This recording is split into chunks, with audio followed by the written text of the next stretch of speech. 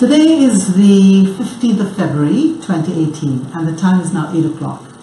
Good night, PEP members. Welcome to Frontline.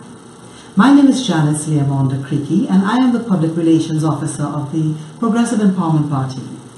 I will be your host for tonight's show. Our guests tonight are Felicia Holder, Chairperson of the Progressive Empowerment Party, and Alejandra. That's correct. Good. Alejandra George, aka Allie Gee, who heads the US-based PEP arm. Our topic tonight is the role and challenges of the international PEP arm. But before we go into any questions, we keep talking about Trinidadians living abroad in America and in Europe and London, Canada. But we don't seem to be able to have any sort of information that pertains to them. So before we start, I want to share an article stating 10 facts about the Caribbean immigrant group, which you may not know. It is an article published by the News Americas New York, which was dated May 19th, 2016. The article starts off by saying that Trinbagonian Americans have made quite a mark on the United States through the civil rights era to present day.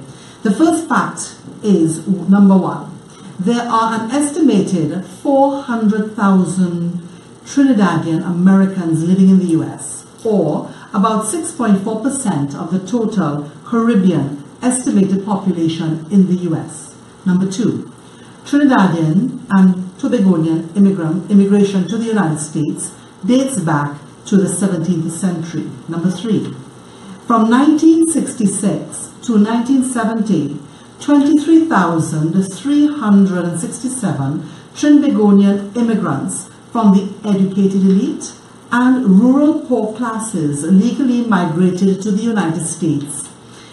And from 1971 to 1975, the figure climbed to 33,278. Now, this article is written in 2016, we're now in 2018, so that figure might have jumped by a couple hundred. Number four, the largest number of Trinidadians living in New York City, the largest number of Trinidadians live in New York City, Pennsylvania, Baltimore, Florida, New Jersey, and Massachusetts. I know there are some living in Texas as well as in Boston.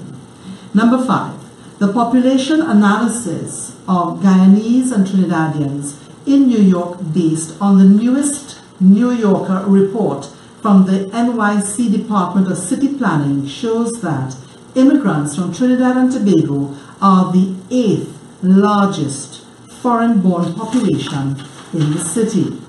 Number six, more than 40% of all Trinidadian immigrants in the United States live in New York City, according to the population analysis of Guyanese and Trinidadians in NYC by the Indo-Caribbean Alliance, Inc. Number seven, Trinidadian immigrants' household income is approximately $44,000 US, which is consistent with the average household income for all foreign-born populations. Number eight, the median age of Trinidad immigrants is 46 to 48 years old, but approximately 1 out of 3 is between 18 to 44 years old. Number nine, the West Indian Carnival in New York City, which had its genesis in Harlem, NYC, as a pre-Lenten indoor fete, was founded by Trinidad immigrant Jessie Waddle. She could not return to Trinidad for Carnival, so decided to throw her own. Waddle later obtained a permit to celebrate Trinidad Carnival on Lenox Avenue on Labor Day in the early 1940s. Number 10. We have some fabulous Trinbagonians who have left Trinidad, gone to America, and have now become famous. And the latest one is Winston Duke, actor in The Black Panther. I know everybody's going to see that movie when it comes out. I can't wait. We also have people like Heather Headley, Jackie Harry, Lorraine Toussaint, Nia Long, Nicki Minaj, Trinidad James, but the S is a dollar sign, Romany Malco, Alfonso Ribeiro, Foxy Brown. So now that we have a little background information on Trinbagonians living in the US, we have Allie Gee, who is visiting us for the carnival season, and she has graced us with her presence here tonight to give us a little feel as to what it is like being a Trinidadian living in the US. How long have you lived in the US, and what is the reason you decided to migrate? Well, I've been living in the US for the past 19 years. Okay. And I did not plan to go live. I think a lot of us end up in the US and other parts of the world for various reasons, and we end up living there. I left Trinidad as a F1, which is a student visa, and my intention was to get a 4-year degree done in at least 3 years and come back home. Right. And that turned out to be 19 years later. So, what attracted you to join the PEP? Well, I was actually contacted by one of our members on the executive that said to me, look, Ali, let's have a party. You have to join. Listen to this video, listen to this man, tell me how you feel, and then give me the verdict. I said, okay. So that was the first time I listened to Philippa. Right. So I listened to the video, and everything that Philip said, you know, have you ever felt a particular way and heard somebody say how you feel and said, but wait man, that could have been me talking? Correct. That's how I felt. I think that's how a lot of us got into the PEP. Yes, right. And the person who put us on, and let me give credit to Dilwood Braffett. Okay. Dilwood Braffett is the person that brought me on board with the PEP. He knew that I went to school for public administration. Right. He knew that in New York I had that political background, you know, because of where I worked, and knew that I always had this thing where he and I would talk about the issues, you know, the boy is going on home and how we go fix that, and this is nonsense and we can't see that. So when he found a PEP, he knew that it would have been the ideal fit for me. So after listening to that one video, I was sold. Yes. That's all it took. Yeah. I think that happens with all of us who do watch Philip live shows, because I think the same would apply for me. I just was playing around on Facebook one day and his show popped up, and I said, okay, let me watch, because, you know, he had his usual titles which are thought-provoking. Yes. And I watched the show and it was like, wow. I mean, this guy has really hit the nail on the head. There are just so many things going wrong. You know, nothing seems to be working. Things have not changed. Even when I went to college in the UK and I came back, it was like coming back and, you know, nothing has changed. Even people I know who came back long after I did, you know, they hold their head on the ball because they say, you know, this is such a shame, because the amount of billions of dollars that have passed through Trinidad. We should have been like Dubai. I was watching a video the other day of Dubai, and oh my goodness, what a beautiful city. Janice, right now, beautiful. Everyone that I know that travels has been to Dubai. Dubai is now the country that everyone has to go to. And you know, it's sad. It's always sad for me to hear people say, you know what, I'm not going back to Trinidad, I'm going somewhere else. But they come home to visit family, and they have a good time because they come to see family, but the whole aspect of promoting Trinidad is something that they don't do because of all the issues that they're facing. That's correct. You know, and I, because of my job and my background, my political and educational background, I've had exposure to people who, you know, travel a lot. Some are Caribbean people, some are not. And one thing that always stands out to me when we talk about politics and, you know, country and governing, they always say that you can tell the quality of a country by its health care. Yes. And it says a lot about Trinidad. That's right. That's right. So, I mean, this morning's paper is $1 million spent already on Maxi Coffee's medical expenses. And that's in Trinidad. And different foreign bills still to come. it's interesting That that was Trinidad. They said that was paid to Medico Limited, which is Sinclair Medical Center. how fortunate is he? People can't even get Panadol in the hospitals, Yeah. right? Mm-hmm. And we have some people that make arguments saying, well, he's not an ordinary person.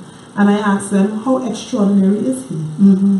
Because if your mother or your son or your daughter, your husband, your niece, your nephew ends up in the hospital and you're making this argument prior to this, how would you feel when you get the information that, hey, we can't treat them because we don't have some sort of equipment, or we don't have a medication, or we're looking at life and death? Yeah. Mm-hmm.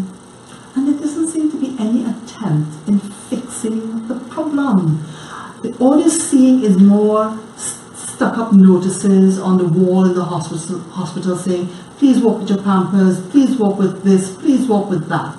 And it's like, that should not be happening. So we have to wait for the people to wake up to what's really going on in this country.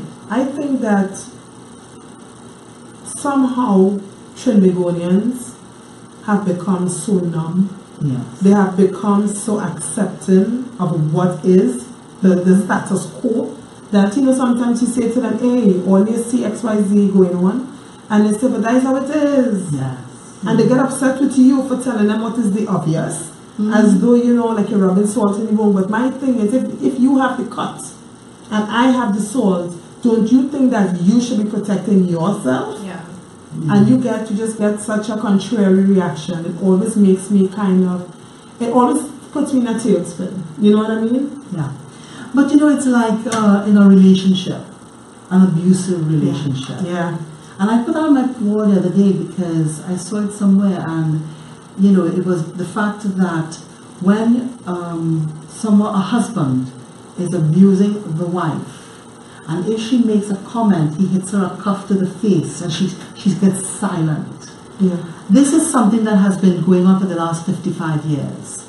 And people have become silent to the point where they don't want to speak out. They will quicker talk among their friends, their family, in a bar environment or a line environment. Or post about it on Facebook and do nothing. Well, that too. But some of them don't even want to put it on Facebook. Sure. You see, because they don't want their friends to think that they're speaking out. And of course, when you speak out, you're being told all sorts of derogatory statements and comments come your way, and you're kind of like, well, I don't need this. Ali, I have a question. You mentioned that you can judge a country by its healthcare. Having lived in Trinidad and having lived in the United States, living in the United States, what for you is the comparison? Like if you had to do a comparison, where would you say we ranked? Okay, so before I do the comparison, I want to put a preface out there where I want to say that even in the best country, there is bad hospitals. Of course. Right? Let's put that there because, somebody will jump up and say, but hey, Ali, I went to Brookdale in New York and XYZ, and this didn't happen and that didn't happen. So here's what I'm going to say as someone who has used the healthcare system here in Trinidad and Tobago and also used the healthcare system in New York, right? One of the things that always stands out to me is the lack of equipment here in Trinidad and Tobago, right? We have children here that suffer with asthma. And in Trinidad, I believe from what I've been told, I remember as a child I suffered with asthma and I had to have a little notebook. And when I got an asthma attack and I couldn't breathe and I was wheezing, sounding like an old train trying to go up a hill, my mother would take me to the hospital and I'd show them the notebook and then, they'd make notations, pertaining to my treatment and stuff. But I had to go to the hospital and get the treatment there. In New York, if you have a child with asthma, there is that treatment facility for them to get the they give them steroids that helps clear your bronchioles and your lungs, right? But you would also get a prescription, and that would include a home compressor and medication so that you can treat at home. Now, I remember about 6 months or so ago, I was in one of my favorite stores in Brooklyn, because you all know I like to shop. Yes. I am a shopaholic. That is the first step. And I saw compressors on sale for about 25 to 30 US. And I stood up there in the aisle, and I was looking at this compressor saying, God, how can I get enough money where I can buy at least 50 to 100 compressors to give away in Trinidad?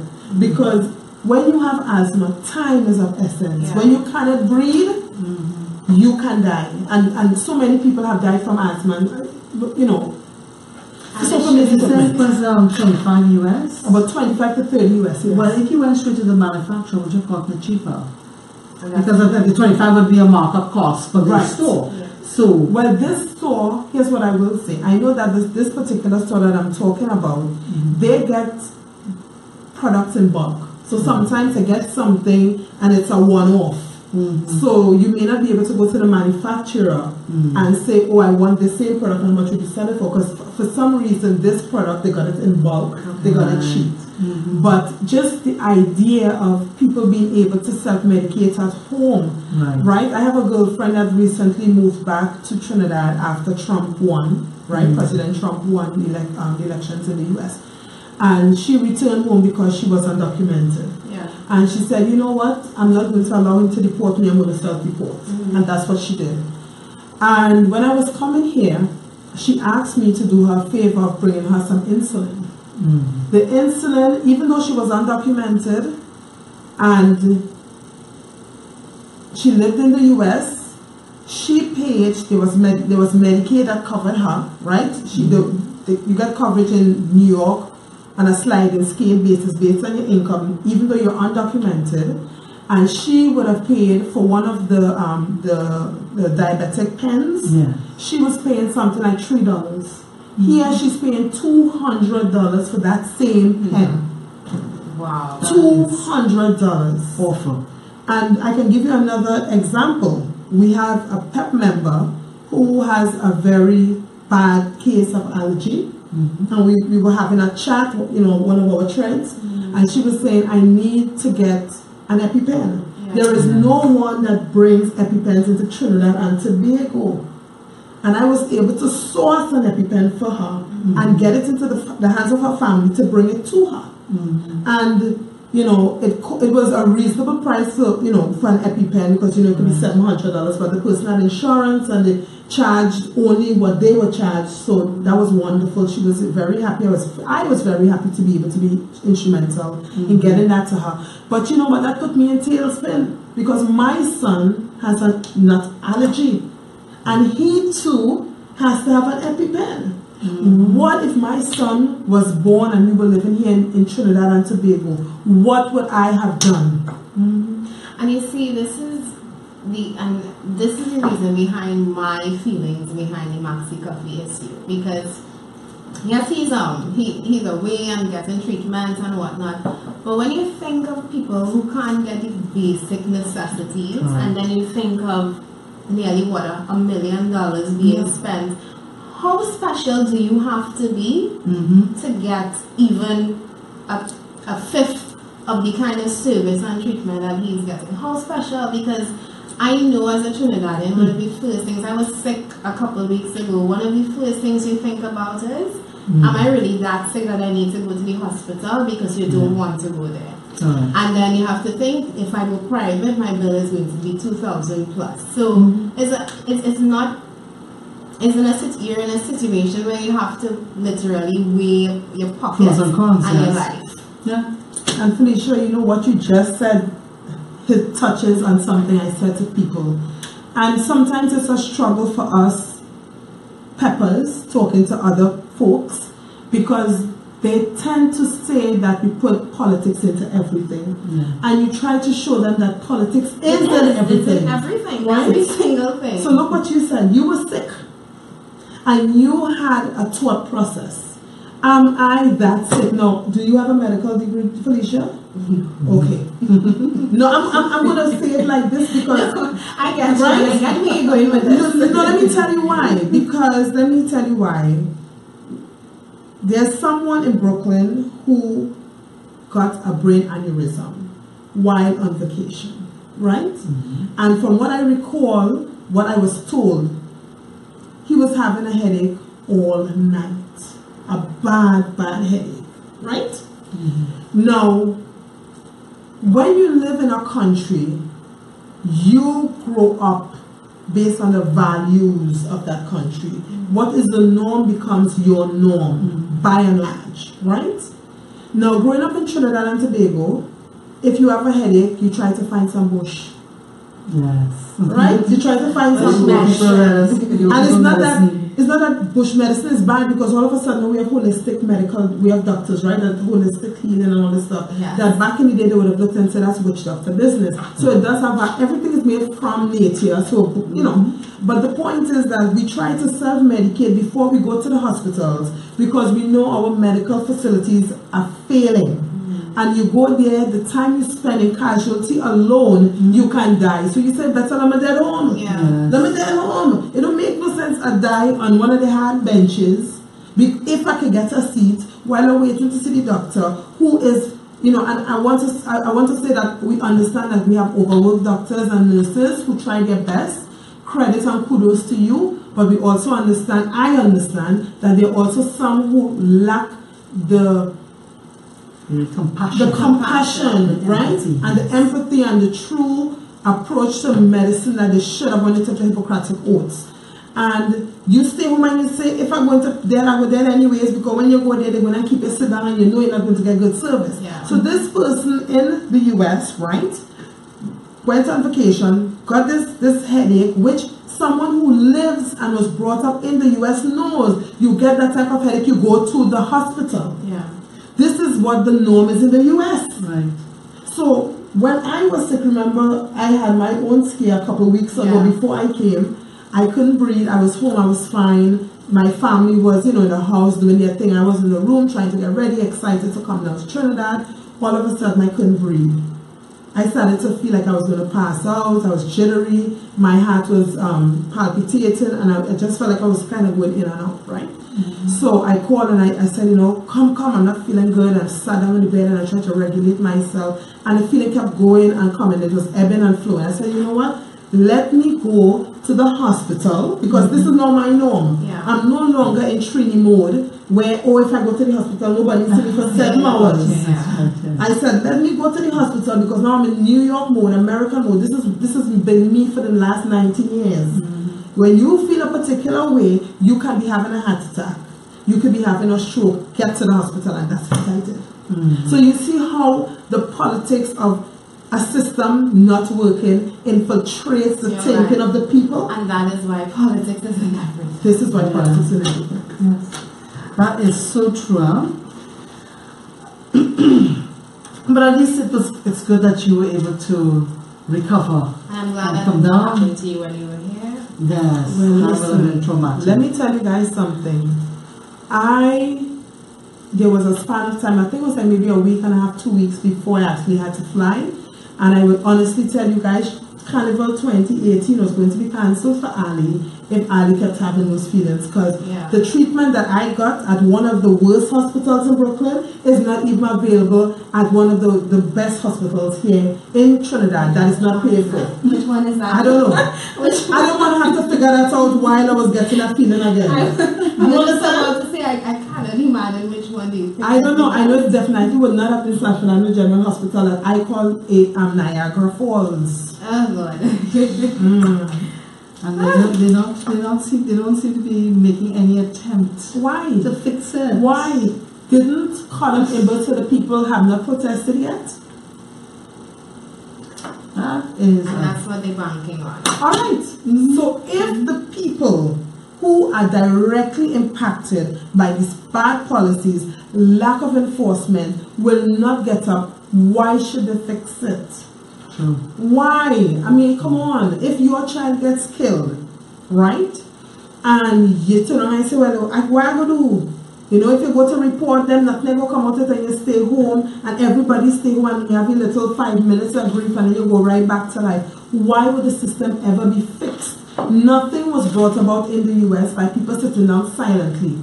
That's one thing about the US point. They know how to Listen. get They know how to protest. Listen. Yes. Listen. They're not easy when it comes to protesting. And we need to take a page out of their book, by the way. All right, so tell us a bit now about your role as head of the US-based arm. What got you to get involved in as being responsible for that arm of the party? Well, that is a funny little story, Janice. Things happen. That was a funny little story, Janice. Well, when I listened to my initial PEP video, right? I was in school. I was working on my master's, which I completed in August of last year. Oh, very good. Thank you so much. It was something. Thank you. Still celebrating. So, while I was working on my master's, I got the video, I listened to it, I was like, okay, this is where I need to be, right? So I will help in any capacity that I can. So, the flooding happened. The flooding. The hurricane, what was it? What was the name of the hurricane or the storm? The one that hit the US? That hit us. No, that hit Trinidad.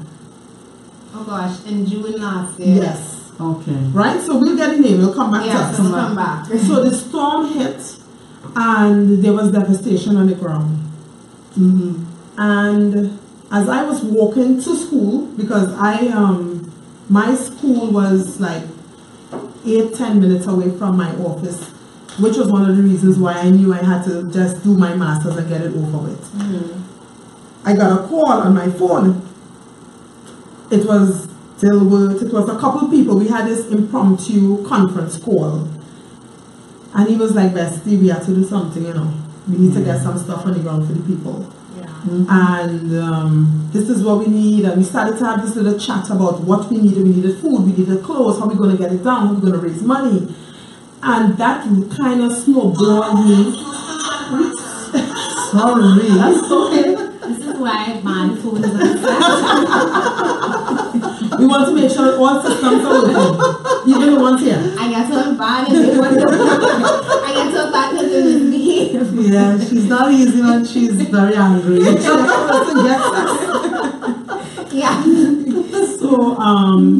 that effort, you know, me coordinating, you know, all the donations and resources that the foreign-based Trinbagonians abroad kind of snowballed me into this position.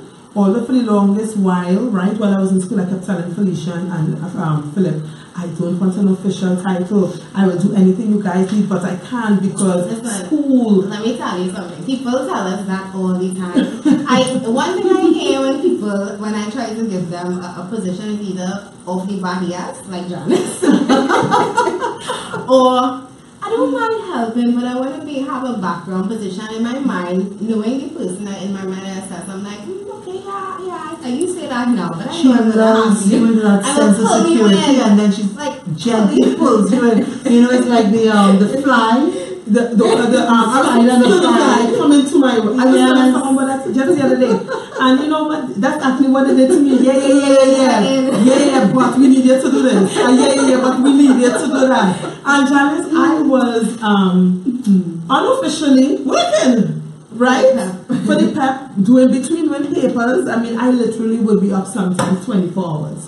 Because there were days I would go to work, go to school, come home, sit at the computer, stay up. So while I'm doing my work, I'm listening to Philip's live and I'm multitasking. And then people would, text me and inbox me, and that's kind of how my role was generated within the PP as the international coordinator.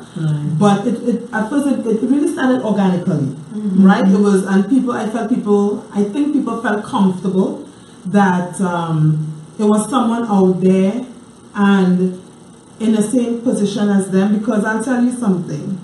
Have you ever heard of the poem that says you can never go home again? No. There's a poem that has either that line or it's titled, and it sort of says like, once you've left, you want to go back home, but certain things have changed, so that you're a stranger to where you are, and you're also a stranger from where you left. And that's kind of how the international peppers feel, right? And sometimes we talk to people, and like when I came back in October before Carnival because I needed a break. I took a whole year off. I didn't come home for Carnival 2017. I said I'm going to make a sacrifice, go through, and then I'll come. And when I came for 5 or 6 days, I was on the ground actually talking to people. I wanted to get the vibe. What do people think? Do people really think that they need a second option? What do they think about the government? What do you think about things that's going on? So third option. So everywhere I went, I remember I went to my girlfriend Nicole, and we were sitting in this bar in the pink bar, Vista Bella, and I'm having a heated political discussion. Listen, you're not a pepper. Listen, audience, you are not a pepper until you have an argument about the party over drinks. You are not a pepper. Anywhere. On a street corner, in a police station, on the airplane coming home. I haven't done that. Oh my God. I have a bucket list. I'm telling you, listen, we better have a checklist. On the way home, on the flight, my seatmates and I started to talk politics. And I told them, tune in, check out the pep. And it's so interesting to me that as someone who lives abroad, you appreciate your country that much more when you're abroad, even though you might have access to better facilities and policies, because here we started to tell yourself, I want that for Trinidad. Yeah. I want that for my mother. I want that for my friend. I want that for my sister. When I had my son, my mother was able to be there in the delivery room with me. That was something that is not possible here unless you go to one of the private, right? There's so many things that you can do out there that I kept seeing in my mind, in my crazy mind, that this would be beautiful in Trinidad. I remember one of our peppers recently had a baby. I won't call his name because, well, he did not have a baby. His wife had Congratulations. And he sent a photo of the maternity room.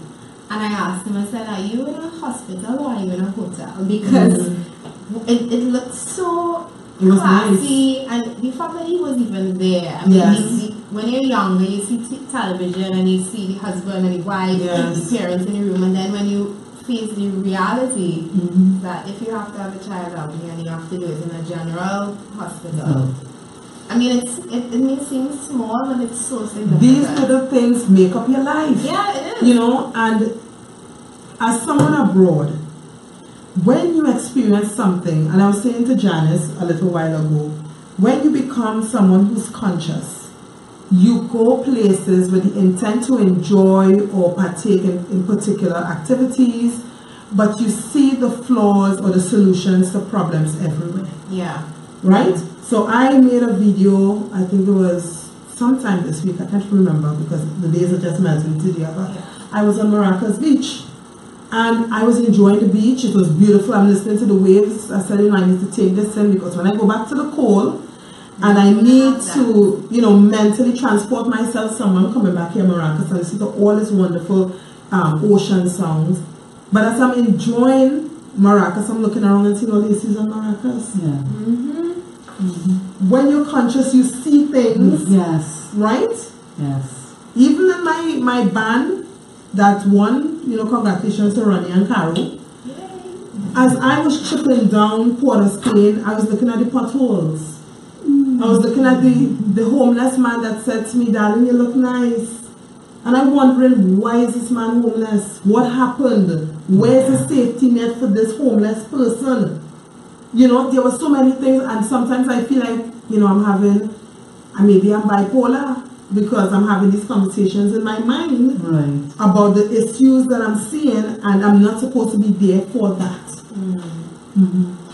I think when you're involved as deeply as you are right now as a partner, you can't help but see solutions and see problems. I went to the nail salon last week, and I'm sitting down and I'm hearing them talking, barbershop talk. Yes. And they're basically talking about the state of the country and how things are, and this is what we voted. And I'm hearing the things that they're talking about, and I'm hearing, and in my mind, I'm thinking of the solutions that PEP has for them. Now, it was my first time there, but trust me, I will be going back, and I will be evangelizing because, that's how you start, and you get the message out. People, everywhere you go, they're disenchanted, they're unhappy, they're not being paid well, they're facing the same crappy healthcare that Ali was talking about. They're not too sure about if they'll have a job after the end of this month. And as you said, Felicia, you hear people talking about what was voted in.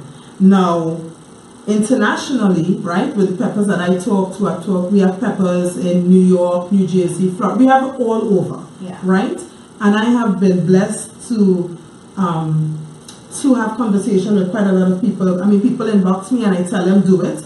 Just have patience with me when I don't get back to you as soon as possible. It's Ali and Ali and Ali. Ali does not have a secretary.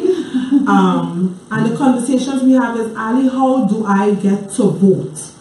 I live in Texas. I've been here for the last 15 years. You know what, Ali? I gave up on Trinidad and Tobago. But now that PEP exists, I know that PEP exists, there's a third option. I want to know, how can I come home and vote? Yeah. And that has been the question. And we have so many mixed, oh my God, the information that you're getting from people abroad is so dismaying.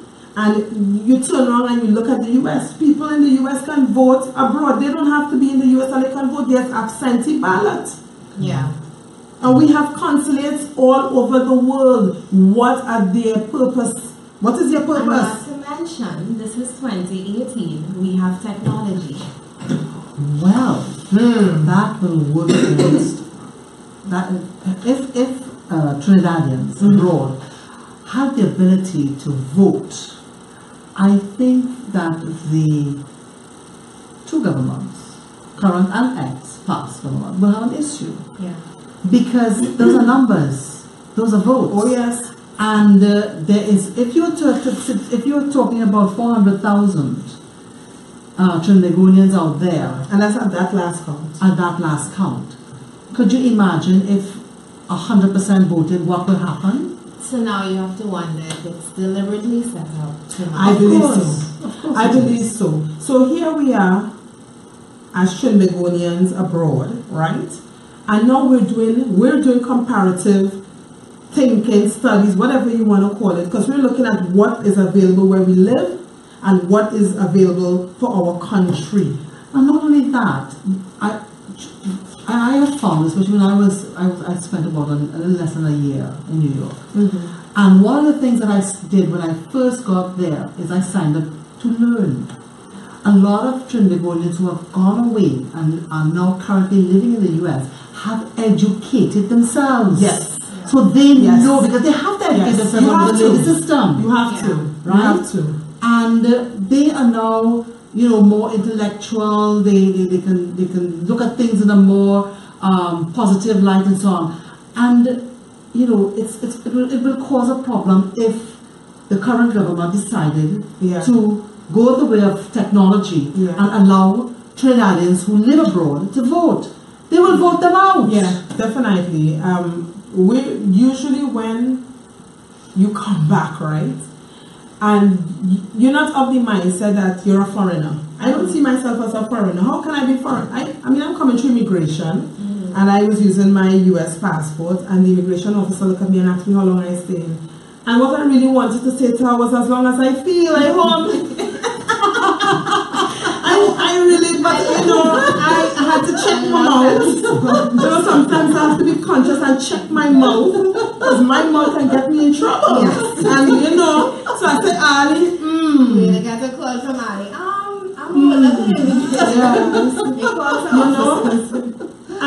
And you get here and people call you Yankee or whatever it is they want to, turn you as, because you live out there, and you go somewhere and you see something going wrong, like bad customer service, and you're vocal about it, and the first thing you hear is I say, yeah, that them Yankee, them when they come back, they feel they know everything. because I have learned to stand up for myself. It's something you do learn to do in America. You have to. You have to. So now you become ostracized because you will speak up about what is going on that is wrong. And you may even give a few suggestions. And yes, I do. I went to the FCB and they were running around talking about how much citizenships I had and they didn't know what to do with me. And I said to the manager, I said, listen to me.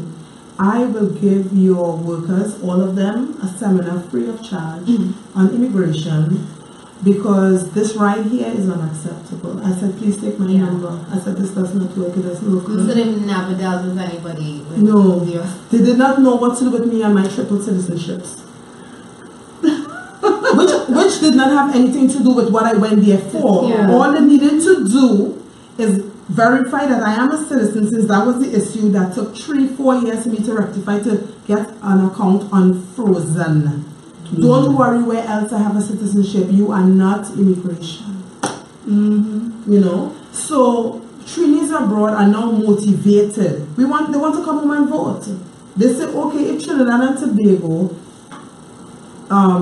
claims to recognize dual citizenship, why is it when we land in Trinidad and we go to get an ID card, they put us through the 3rd degree? If you go to Port of Spain to get an ID card, they tell you, okay, ma'am, I see you live abroad, you cannot get an ID card. They come San Fernando say, okay, we will give you an ID card, but we will not put you on the voters registration list. You go down Penal say, no, you're fine. You have your birth certificate here, you're fine. And they put them there, so there is no consistency in policy. So then, you know, you're in this catch-22 of what do I do? So this is where rumors start to get spread, right? So I tell you what I do, and this one give you their version, and the rum shop talk starts to go on, which should not exist because a policy is a policy is a policy. Right. So someone who comes to Trinidad and Tobago to get their ID card is given the runaround. Then to get the passport, they already, how much birth papers already? 3 birth papers? Right? Yes. And once again, if you try to get it outside, like in New York, I know right now to get a passport, it runs about 6 months. 6 months to 9 months. Wow. So you can, that's your Trinidad. That is your Trinidad and Tobago passport. Now, when I became a citizen of the US, I applied for my US passport, and I got it in a week and a half.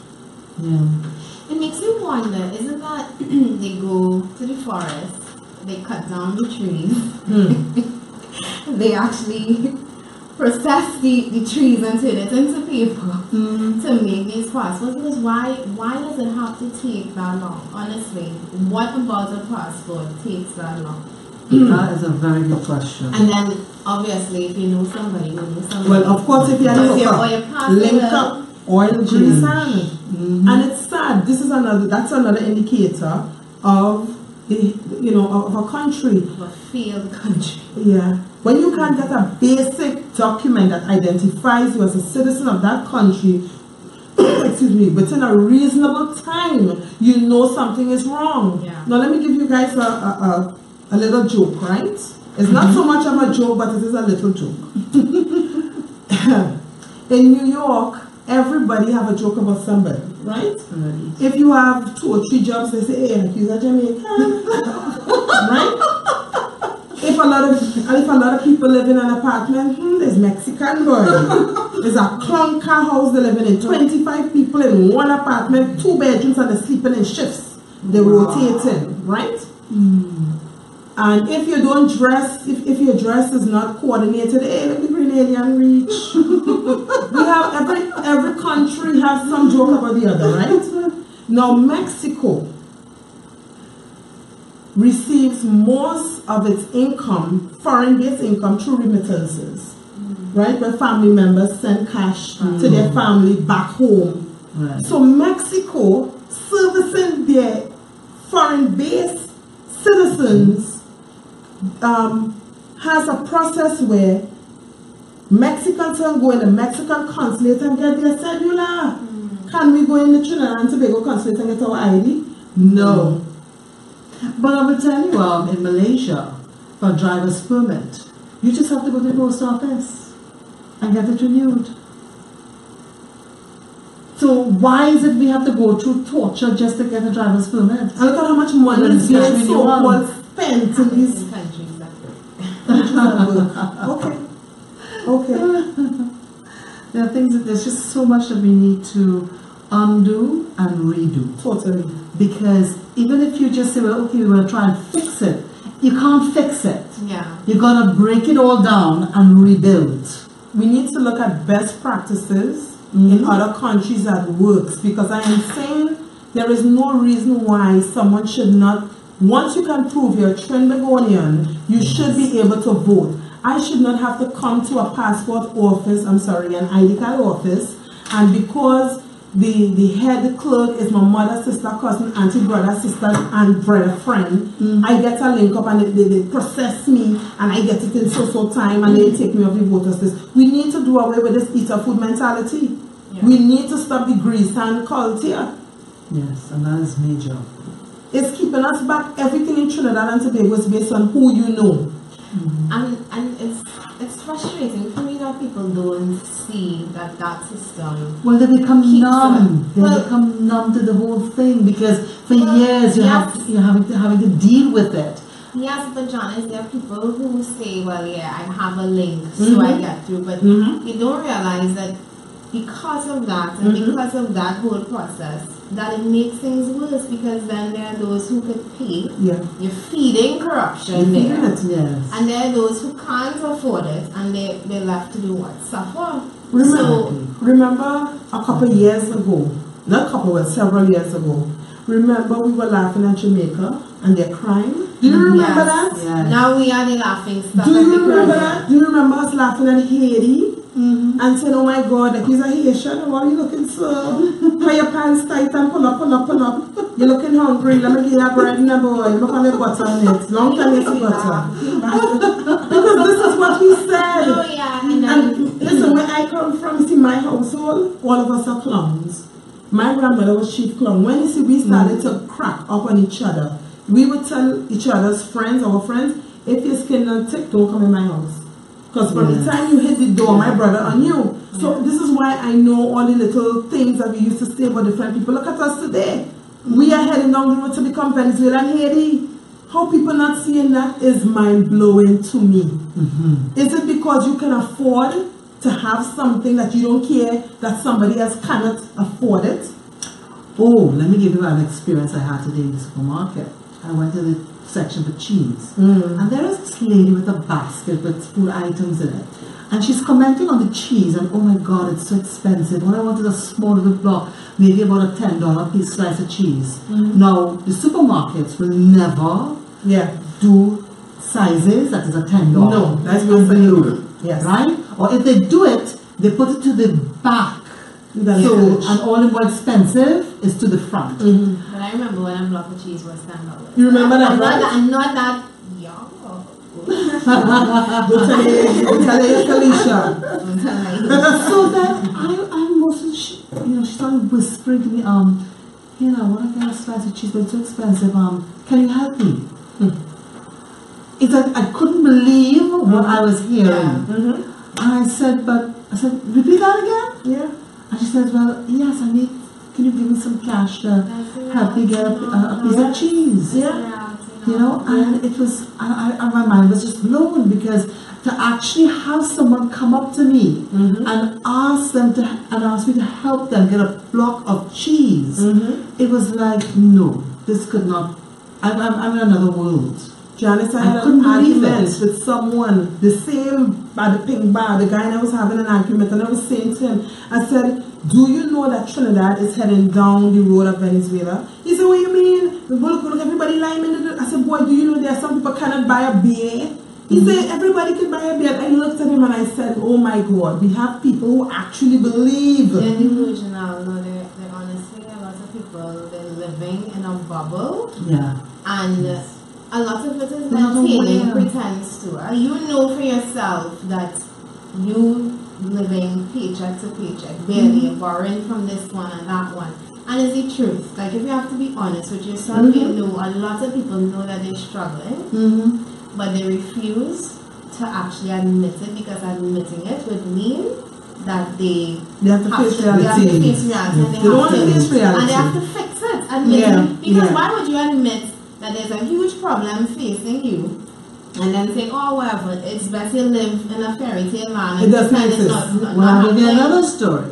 A gentleman who I know quite well, who has several businesses, said to me, he said, Jan, what you have to do is to insulate yourself. Because what he does, he gets out of his home, he goes and he opens up his various stores, makes sure everybody's in place, and then he goes back home to sit down and watch the news. And it's not even Trinidad news. He's watching the news in the US. And he does not come out of his house again until it's time to go to the gym. He just goes to the lunchtime. Right. And then he goes back home and sits down again and watch more news. What is he saying that you're not going to feel it until the world at your door? It's at your door. And one of our, we have a comment on the thread saying from Gemma Gadishaw, for such a God-fearing people, Trini sure condone a lot of sins. I wonder how they can justify that with their conscience. And I love that because it's true. Everything happening, first thing Trini would jump up and say, oh God, Jesus. Ooh, no, but you're right. They go straight to religion, right? But the same religious person, and I have a pet peeve, let me just put this up there, please. You put everything out there. Let me just say this to all the religious people who too godly to help. What God is serving? Preach, sister. That is a pet peeve of mine. No. Well, I have a problem with people spending 2 days on the road doing all sorts of things, right? And Ash Wednesday, they sanctify. They're in church. Yes. Well, I have a problem. But you know what this is, Janice? They say that's what Ash Wednesday is for, you know. The same thing, if you don't sin, what Ash Wednesday is good for, you have to go to waste. But I will say my costume was very nice and I was covered. So I did not. I was saying on there, you look fantastic. Yeah, but you see, you have people who went out there, had a great time. Yeah. And my husband and I were standing on the side of the truck. And there was this woman who just, whenever the truck stopped, she would literally bend down and expose her butt to the two of us. I saw too many butts this weekend. And I looked at my husband, he looked at me, and we would say to each other, which one do you think she's expecting? Maybe both of you, and now you know it's meant to eat. It was unbelievable. Me personally, I tell people, I think that God, this is my little thing, whether you're religious or not, I think that who you are is really based on how you treat people. And if you can see someone else in suffering, somebody else needs something, and you can walk by, or you can make some kind of disparaging remark, well, it's my fault, she had 5 children, and I take all them out.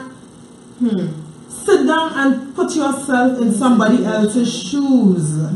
A couple of weeks ago, I did a video on domestic violence, and it was prompted from me reading on Trinidad papers, 2 or 3 women getting, killed and beaten, and this one woman came on Facebook and she exposed all of her documents from the police station. She had so many reports. She went and she got an order of protection. Remember that? But an order of protection is nothing without enforcement. Yeah, because he comes to your door to meet you. What you do? Hold up the order. What do you do? But no, what do you really do? And going back to Janice's earlier analogy of the nation being involved in silenced. It's silence in a domestic violent, abusive relationship, like with a husband and a wife. That is the truth. Trinidad and Tobago for too long has allowed politicians to ill-treat us. Abuse, not ill-treat. Abuse. I don't want to use more words than that. Abuse. And say, what are we going to do? So it is. So now we go back to what we said before. Why would anything change if nobody is ready to stand up? My question is always, what more will it take, Yes. What will it take? What more will it take? If you know you have a neighbor that's being abused by her husband, and I know people say, you can get killed for this, and I understand your safety is, it's your priority, you have your own life, live, whatever. But assess the situation, call a police now, because the same strength it will take to pick up the phone to call a friend to Mako and say, girl, he beat the shit, if you get the call the police. Do something that might save that woman's life. And if you see her and you try to approach her and she is accepting of your help, because some people looking for help, there's no more families. Yeah. We're living in a country, and this, I think when I said no, she said we're living in a world where nobody is anybody's keeper anymore. Policies and laws is what is keeping societies intact. Trinidad and Tobago has become very lawless. The people who have been put into place to keep law and order are criminals. And I'm not saying all officers, all police officers, but we know enough are doing what is wrong. So now people are afraid to make reports. And people say, oh, all encouraging crime because you wouldn't report. Report to who? Correct. Who are you reporting to? People tell you straight up, Ali, this police station, here you go in there, you make a report before you reach them, who you report, no, you don't report them. So you sit down and you bear it. All of these things are all parts of the abusive relationship with government, where the policies that are supposed to be in place to protect us are not working, they're not enforced. You go to the hospital, it's not working. You go to the police, it's not working. WASA not giving you no water. The minister saying he was amazed that he went to England and he could have gotten water 24 hours. Let us stop here on that. I mean, that is, Felicia, in New York, right, you may have water disruption if something out of the way happens. So there has to be something like, whoa, right? Here in Trinidad and Tobago, everybody have a bucket. In my apartment, I have bucket, you're from the Caribbean, so you're always doing something. Yeah. But people who live in apartments usually don't have buckets because you're not filling up water, you have tap-borne water. So when the systems don't work, you find you cannot vote away, even though your country say that it recognizes dual citizenship. You cannot get documents that are supposed to be available in the consulate because nobody in the consulate knows their job. I had to go into the New York consulate and tell them what they need to do. I needed to let them know that, listen, I deal with immigration documents in my work, my job. All of a sudden the officer gets jittery. She wants to know where I work. I said, it doesn't matter where I work. Exactly. I said, it shouldn't matter. What should matter is that you should know your job and do it. And when I call you, I think it's the leadership. It's always leadership. Always leadership. If you have a strong leader, you wouldn't be coming to face those issues because the leader would get off of his chair, he or she get out of their chair, leave their office and come out and see what is going on. But they don't do that. They sit in their ivory towers, right? And yet the staff below are allowed to do whatever they want, and it doesn't matter. Anyway. I was about to say, we got you roused. We did very well tonight, actually. As we come to a close of our segment, I would like to invite members to tell their friends and family about our regular meetings, employee screening for the job seekers, and housing initiatives. This Saturday, we are open again, and our meetings will start from 12 noon at 19 Stanmore Avenue, Port of Spain. Come and add your voice to the frank and open discussion and express your opinions, because that's what we're about. We want to hear from you. Executives of the party will be in the meetings to answer any questions you may have. Don't forget that you can become a volunteer and can serve on any of our committees or teams that include the National Executive, Constituency Executive, Constituency Representative, the Youth Arm, the Women's Arm, Security Team, Event, and also the Events Committee. Why volunteer? The Progressive Empowerment Party is different from any other party that has emerged in the past decade. Not only in its principles, but also the fact that we are mainly comprised of ordinary people. We believe that citizens should have a say in how they are governed. So we invite persons to volunteer, to serve within our organization and help advance the vision and mission of the PEP. One people under one flag. Why you should also donate to your party. The Progressive Empowerment Party is a volunteer organization That depends solely on the contributions from our members to keep us funded. Our goal is to contest the next general elections, which will require significant funding. The PEP is guided by principles of transparency and accountability, and we assure you that your generosity will be used solely for the advancement of the organization as we work our way towards a better Trinidad and Tobago. We don't have deep pocket financiers who will expect to be repaid in contracts when we get into government. The party belongs to the people and the members. Therefore, visit our website, peptt.com, to join as a member and view all the different ways to donate your contribution to the party. The Progressive Empowerment Party will be working for you and to ensure that no citizen is left behind. As we close, I will invite Allie Gee and Felicia to give their closing remarks. Felicia. Okay, well, I did not get to say this because we were chatting so much, but definitely, Allie, it was a pleasure to have you on. I was stalking Allie to get her on the show for the past 2 weeks. I'm so happy that she can make it. Had to make it, definitely. As the leader of the international, what I do want to say is that for our overseas peppers, people who are not sure yet how they fit in, particularly if you're in the New York chapter, Allie needs help. We need help. None of us started this as our profession. We did not wake up one day and say we want to be in politics, we want to form a party. This is hard work. I think people sometimes take it for granted, just how many things that go into just the show tonight. Yes. Guys, just the show tonight. There's so much going on in the background happening remotely. It's a lot of work, it's a lot of time, it's a lot of energy. We need help here locally, and Allie needs help internationally. I ask you to reach out to her, find out how you can contribute, whether it's time, whether it's money, whether it's just your support, because we need it. She needs it. Because if you all really want a new option, if you really want a better Trinidad and Tobago, you want to come home and not just come home to fetch or to see family, but come home to feel as if you really are in a place you can call home. You have to help us do it. And Allie is the person. Please contact her. She is available on Facebook. And on the Allie Gee, you can also reach out to me. We need your help. And I really thank you for taking the time to watch us tonight or whenever you are viewing this program.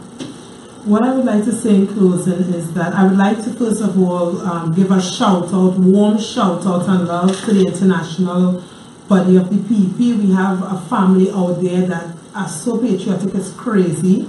People will be calling me all hours of the night and day to donate and say, Allie, how can I do this? How can I do that? So I want to tell you guys, I appreciate you so much. This is 2018. There's a lot more to be done for us to get Trinidad and Tobago to be the country that we know it can be. For many of us that want to return home, those of us that have visited, some of us who just want Trinidad and Tobago to be a better country because that's where our navel strings were buried and we have family members still living here. We have to pull our weight.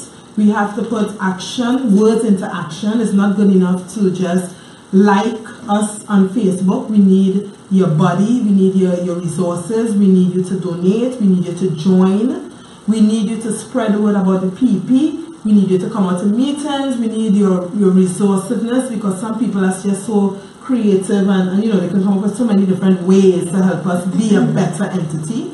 And I also would love to say thank you to Felicia, who was Felicia wasn't letting me go back and I ain't come on Frontline now. Let me just tell you that. Felicia, like listen now. Carnival Tuesday, and I was chipping. There was Felicia with Allie, can you make it this Thursday?